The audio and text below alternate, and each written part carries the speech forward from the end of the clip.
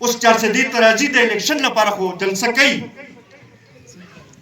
خو 15 منټه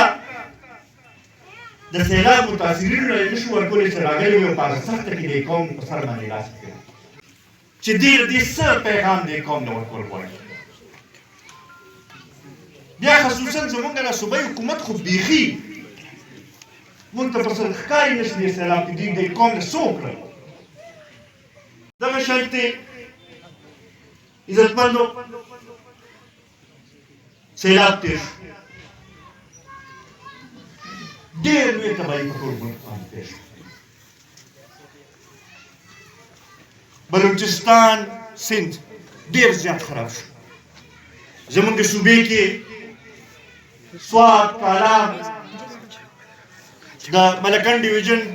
تقریبا ټول کوهستان زمونږ چارسده دغه شانتې بیا نوخار او بیا چې دی زمونږ جنوبي اضلاع چې دي